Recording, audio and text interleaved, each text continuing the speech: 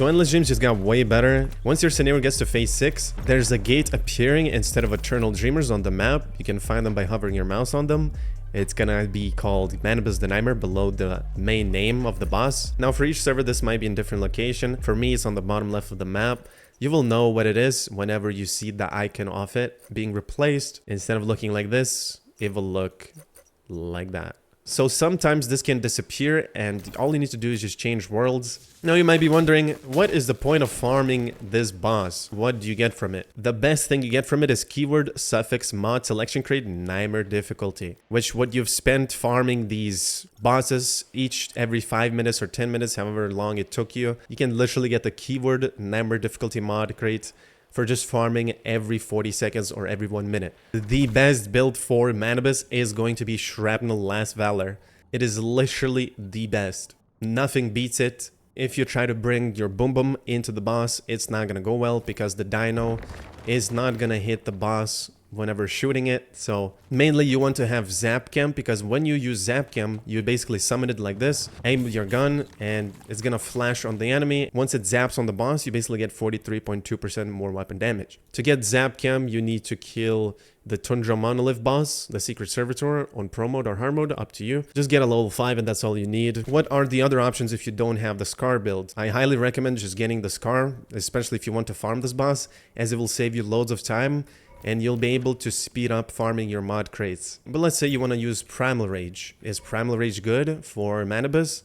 It is definitely gonna work, but you're gonna be way less efficient with it and definitely gonna cost you way more time to kill the boss, around extra 1 minute or so. If you decide to use Boom Boom for the boss, well, it's gonna take you around 3 to 4 minutes, maybe lower if your mods are very god tier, but I just don't recommend using Boom Boom for the boss. Bounce will not work because it doesn't bounce on the boss. Memento is okay to use, like you can kill the boss in like a minute or 30 seconds. Predator also works, it comes close with the Primal Rage. But again, the best gun for the boss is going to be Last Valor. Now you might be wondering, how is this good? Well, it's a keyword suffix crate, and if you don't know, keyword suffix crates are mainly farmed from Chaos Weavers, Eternal Dreamers. They're obtained from public crisis events, and these are kind of rare to happen every 30 minutes or so in game, and it's just a pain to farm them. You can literally get this one crate in 40 seconds, every 40 seconds basically. And when you open like Fast Gunner suffix, boom. There it is. So how do we build the gun? On the Scar, you will want to have calibration 2x crit rate. For the gun, we're using Shrapnel Souvenir. The suffix is Shrapnel. We will get into the substats later. I'm just showcasing what mods I've used in the clips you've seen. We're using Momentum Up Lunar suffix on the helmet. If you don't have Lunar, just stick to Violent. On the mask, we're using Targeted Strike, Violent. On the top piece, we're using Ardent Shield, Lunar. You can replace this with Quick Comeback if you have one, as you don't have to really reload your gun. You just pop an activator to skip the reload time. On the pants, we're using Deadshot, Violent. On the gloves, we're using Crit Boost, Violent. And on the shoes, we're using Rush Hour, Violent. For the secondary gun, you want to use Bingo to mark the target, and you want to have bolt pulling speed calibration, because if you do so, you can shoot Bingo just like this, super fast, and mark the target as fast as possible 3 times and then swap to your main gun. On Bingo, you want to have Vulnerability Amplifier. Gasted will be the best keyword armor for Shrapnel. It will give you the highest damage output, and if you decide to use Beret, which is totally fine if you don't have Starchrome for Gasted, then Beret will basically make you do less damage, but you will hit more Shrapnel parts, which means if you shoot in the body or in the boss's hands and not flowers, most of your shrapnel will hit the weak spots, and when it does hit weak spots, you can see that my gun is reloading ammo in the clip. So gas tight, if we use that, you will run out of bullets faster at the cost of more damage. We're using 3 pieces of Treacherous. You must put a golden wool hide on the mask. That golden wool is the best. Now for the Cradle perk, we're using Anti-Void, Anti-Phase, Tactical Combo, Deviant Energy Defense, Deadly Combo, Marked Strike, Invincible Strike, and then Bounty Hunter. The reason why we're not using Tactical Leap is because it doesn't work on the boss. You can test this yourself, you will see that it does not increase the damage, so you don't have to use this. The best ammo options is going to be purple ammo for the rifle. That will be the cheapest option, and the most expensive option will be smart ammo. And the smart ammo will be super expensive, especially in Endless Dream. Electronic parts are super hard to get. The suppression ammo does not work on the boss. Neither does the Phantasmal rifle ammo because it is not considered a Dream Zone. So your only option is the Smart and Tungsten Rifle AP ammo. Now for the best food buffs to use, you want to make a hot dog with level 5 chef, so you get the 38% boost. So instead of 20% damage increase for the bullseye, you will get 27.6. You don't really need Stardust Dish Shell Break. If you make the food buff with any meat other than beast meat, then you will need to eat the food buff first. And then after, you will eat the pan-fried fish with fire rate, with sea bass, which increases your fire rate. So you just want to eat the hot dog first, and then you eat the pan-fried fish. Now you can also craft canned seafood and oil. You will need more oil for that, and this doesn't spoil because it's canned. And make sure you craft that with canned goods mini canner mimetic. If you have that, you will get double yield. Although just keep in mind that canned seafood oil, if you eat that after the hot dog, you will lose the food buff. So first you have to eat the canned seafood and oil, and then you make the hot dog with the wolf meat and eat it on top of that. That way the hot dog will replace the food core effect of the canned seafood oil.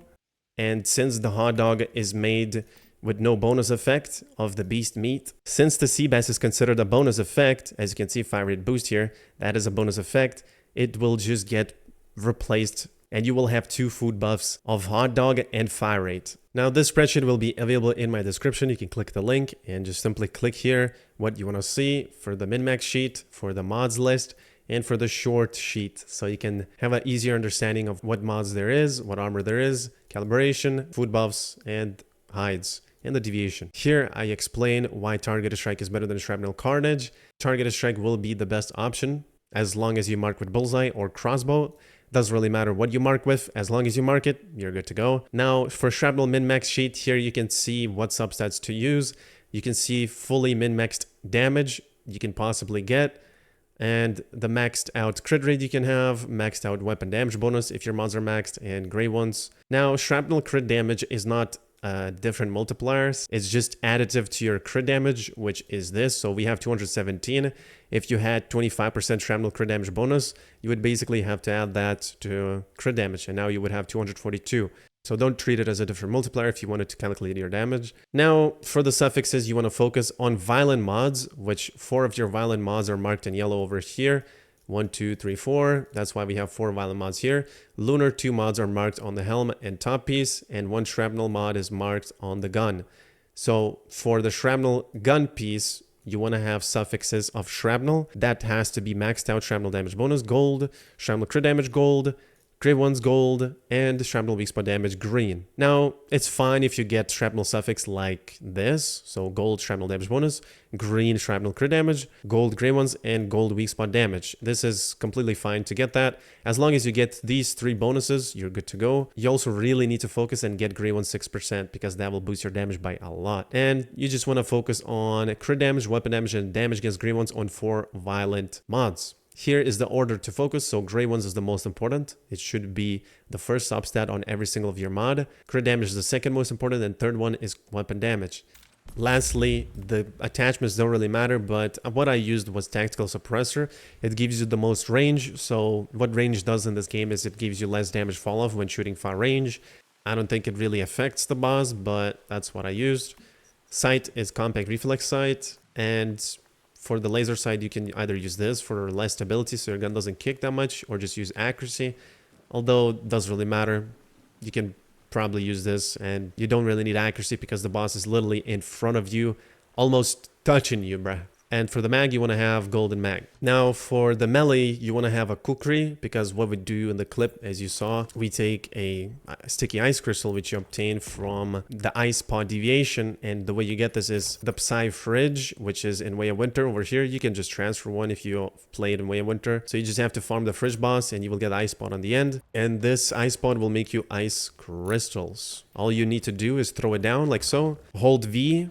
It will slash it with a kukri, and as you see here, attack 30% and crit rate 15% is what you get for 10 seconds. Make sure you don't die when you have the kukri equipped, because when your character dies fully, you will lose durability by 10 points or whatever. So this kukri will never break as long as you just don't die with your character. That's it for this video, guys. Thank you for watching. As always, leave a comment down below if you have any questions. Join my Discord if you also have any questions. I will also update the Shrapnel build very soon, which in about 3 to 4 days. I will finish the Shrapnel build completely for silos, bossing, and everything else. So the spreadsheet will also be updated. I'll see you guys in the next one. Take care and peace out.